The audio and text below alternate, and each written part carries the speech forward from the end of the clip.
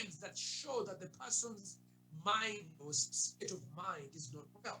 So the European has funded, when you see groups like Nyege Nyege, okay, Nyege Nyege is has been a festival in Ginger run by some European man, and he gathers Uganda's young men and brings foreigners from overseas. And the things they do music, drugs, and sexually explicit excitement of, and part of it is homosexuality.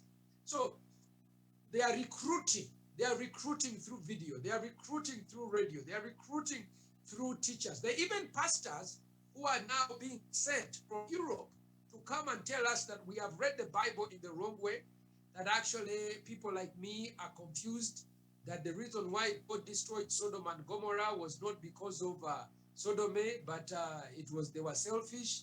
These are people now who have started churches, and they are receiving a lot of funding. Now, if it was just small time groups of people, it would be maybe negligible. But now, just this last 2 weeks, the president of United States of America has appointed a special envoy, Mrs. Madame Jessica Stern.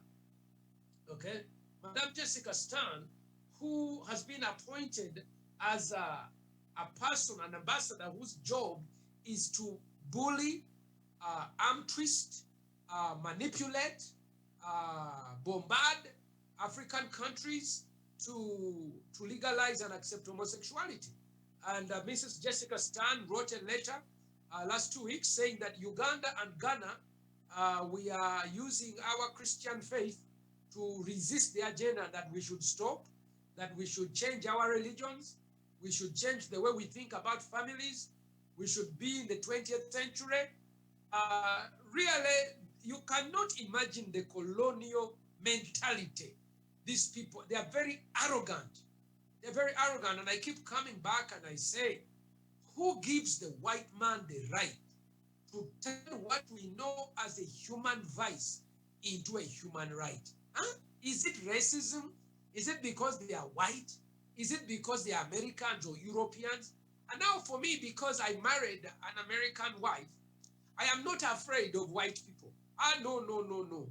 Uh, you see, we usually have a problem here that when an African wants to travel, he has to bend really very much to the ambassador to ask for favors. But because I married an American, they are my in-laws, I really don't have to beg them. I remain who I am. And I always ask God, some people would ask me, Pastor, why were there no African women for you to marry? And I didn't know. But now that I'm almost 30 years married, I realize God wanted to organize that there would be a son of Africa. Eh? A one Martin Ssempa with a new name, Gabriel Baba to speak fearlessly in the faces of these Europeans and Americans. And assure them that, you know what, for us as Africa, these things are human vices. And please, you cannot come from New York, Washington, and just impose this thing on us. No, we will resist and we will stand up and challenge them.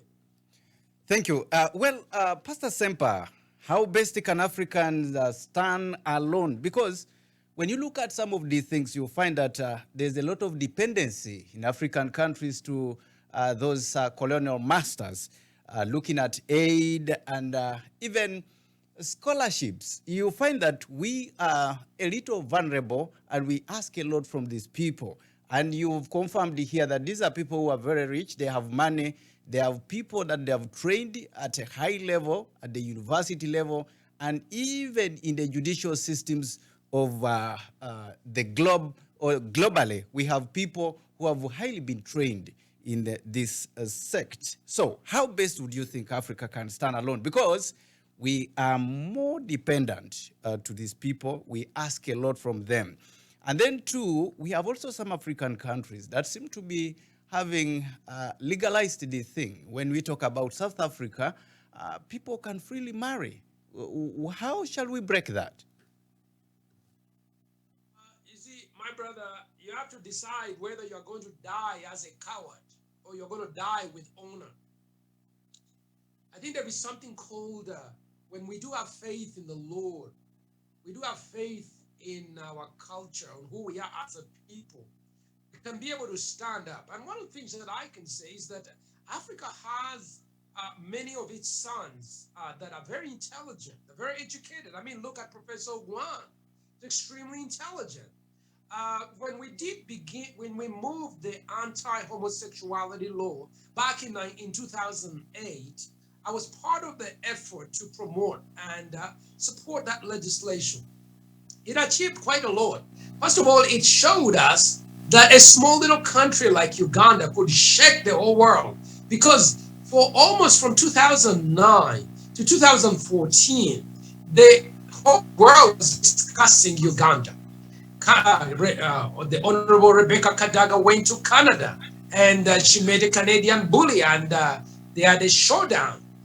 President Museveni went to Trinidad, Tobago for the Commonwealth, and over there he was receiving phone calls from Hillary Clinton, who was calling him repeatedly. Um, and there was a lot of letters. World Bank even stopped a grant where we were using to build hospitals, maternal mortality. There was $100 million grant that they stopped. Indeed, even the IRCU, when we passed the law, the Interreligious Council of Uganda, which had been receiving grants of HIV/AIDS work, they stopped them. That's the PEPFAR. Now, we must be aware that these people are using money to fight us. They are using political carrots to fight us. But we must say that, you know what, we have I think the Uganda Matters. Uganda Matters, who today we celebrate on June the 3rd, a model of our African resistance. They were young, they were uneducated, but they knew the truth. And one of the things that they were unwilling to bend over for the bad sexual behaviors of the king of Buganda. Now we are told that Kabaka Mwanga had been taught the practice of homosexuality by his interaction with the Arabs. And this, although we don't like, we sort of tiptoe around it, but this is true. And part of the resistance that caused the fallout between the early Christians was the fact that they said, no, our religion and our culture does not allow us to bend over and be sodomized. Now, Africans, we have a decision to make. God has told that this is an abomination. The white man is coming and saying, no, it is a human right. We have the choice to ask. I think we need training. We need these kinds of conversations. When people don't see people like me standing up to the agenda, when most of the people that you see, by the way, many of the politicians have been thoroughly intimidated. Judges are receiving trainings. Policemen are receiving training by homosexuals. They put up workshops. Radio editors are receiving training under the guise of gender, LGBT. And increasingly, we are watching this. But we must rise up to our resistance. Just as when Europeans were, had colonized us for our country, for our sovereignty, we can learn lessons in there, and we can take patterns. But indeed, it's also good to see that many people think it's a small thing. It's very obvious, but it's not. It's I personally have suffered a lot. My wife and I have gone through quite a lot of legal harassments.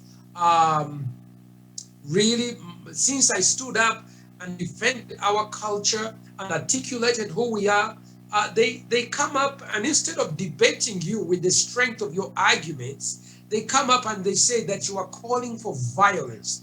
You see, it's a difference. There's a difference between ideological contestation. That's the benchmark of every democratic society.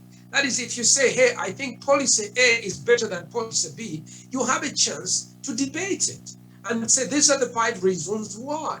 But now what happens is that homosexuals never want to discuss the ontological, that is the whatness of sexuality. So they will always bully around. They create guilt, manipulative word like homophobia. homophobia used to be a word that people used